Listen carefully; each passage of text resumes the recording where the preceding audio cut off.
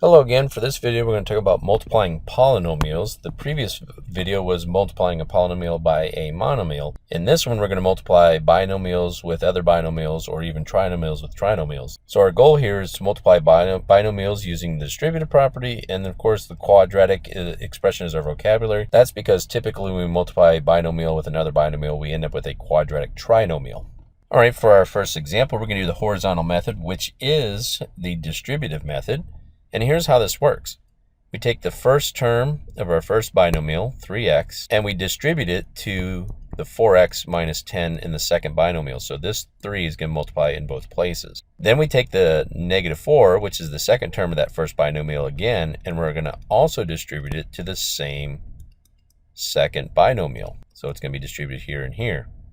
All we got to do now is distribute each of those numbers and then combine our like terms and we're done. So our 3x times 4x is going to give us the 12x squared. And the 3x times the negative 10 is going to give us a negative 30x. Now over here we have a negative 4. Don't forget the negative goes with it. So negative 4 times the 4x is going to give you negative 16x. And then the negative 4 times the negative 10 is going to give you a positive 40. Now, most of the time when you do this, these middle terms are like terms. They're both first degree terms, so we can combine them. So I'm going to bring the 12x squared down. And now a negative 30 minus the 16x is going to give us a negative 46x. And then our plus 40 has no other like term, so I just bring it down. And this right here is our resulting multiplication or resulting product. However, this is called a quadratic expression because the highest degree here is 2. And we can actually call this a quadratic trinomial because there's 1, 2, 3 terms. The leading coefficient is 12. All right, this next method is the vertical method.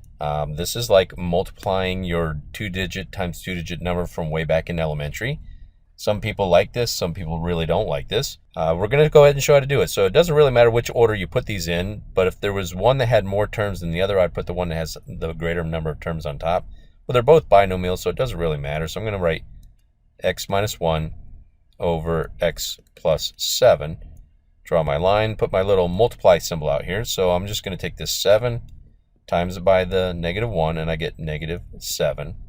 And then the 7 times the x is going to give us a 7x. Now when we go to multiply this x with the 1 over here, the negative 1, we have to put a placeholder in there. And usually we just put a 0 there as a placeholder because our x times negative 1 needs to line up with the other x to the first power. And then we just do an x times the x, and that will give us an x squared.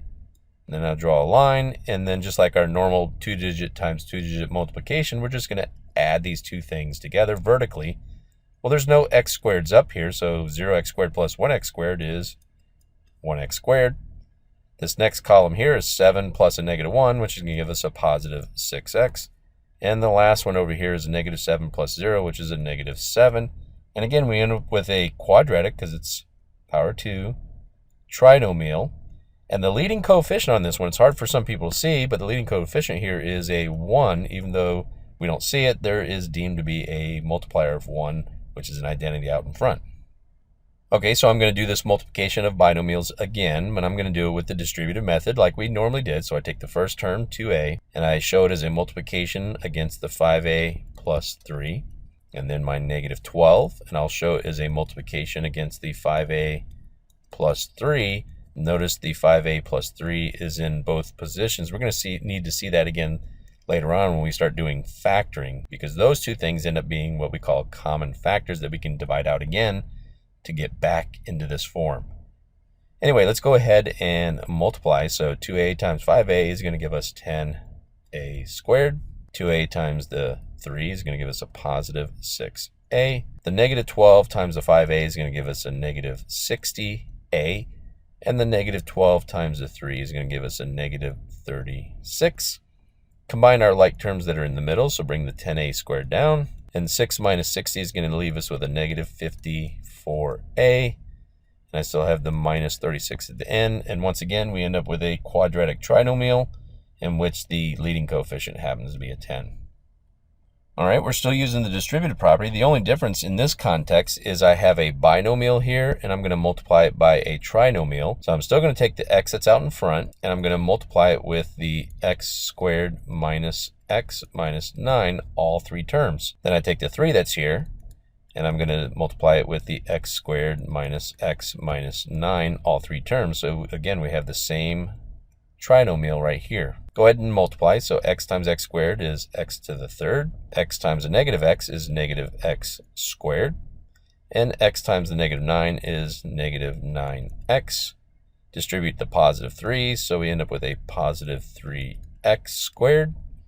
And then distribute here, we get a negative 3x, and then distribute to the last one, and we get a negative 27. Now we're going to combine like terms where there's only one x to the third, so I'm going to bring that down. That one's done. I have 2x to the seconds. I got one here and one here, so that's a negative 1 plus 3, which is going to leave me with a positive 2x squared, so that goes away. I have 2x to the first powers, negative 9 minus 3, which would give us a negative 12x. That goes away, and now we're down to just the minus 27, and this should be a third power. Okay, so what did we end up with here? We end up with a 4-term polynomial that is third degree, or cubic, and it has a leading coefficient of 1. Okay, for our last example here, we're going to use the distributive property again, but you notice the one thing that's different is we have a trinomial here and a trinomial here. Now what I'm going to show you is sort of a hybrid. It's a combination between the distributive property and vertical multiplication. So I'm going to take the first term here, the 3t to the second, multiply it with the 4t to the second, and that's going to give me 12t to the fourth. Then I'm going to distribute it also to the negative 4t, which would give me a negative 12t to the third. And one more time over here to the 14, and that's going to give me a positive 42t to the second. Now I'm going to erase those lines because I want to draw again. I'm going to use the negative 5t here to distribute to the 4t squared, and that's going to give me a negative 20t to the third. What I'm going to do is I'm going to line it up right here, right underneath the cubic. I want my like terms to be lined up anyway. And then I'm going to distribute the negative 5t to the negative 4t, and that's going to give me a positive 20t to the second. And I'm going to line that right up underneath my other t to the second. And then I'm going to distribute all the way out here to my 14, and that's going to give me a negative 70t to the first. All right, got one more multiplication to go. That is my positive 9 times my 4t squared, which is going to give me 36t squared, which means I'm going to add that up right underneath my other t squareds. And then I'm going to distribute over here, and I get a negative 36t to the first. So I'm going to line it up here. And then I'm going to distribute my 9 all the way back here to the 14. And that will give me a positive 126. Then I'm going to draw my line across here and put a plus sign. All I got to do is add these together. Now the reason I lined them up is so it makes the addition a lot easier. So the first one here just comes straight down. That's going to be 12t to the fourth. The next group here combines to make a negative 32t to the third. Then this next group then gives me a positive 96t to the second. And then the next group over will give me a negative 106t. And then you have the plus 126 at the end. And you can see this thing has 1, 2, 3, 4, 5 terms to it. So it's a 5-term polynomial. It is a 4th degree because it's got a 4 here, and the leading coefficient is 12.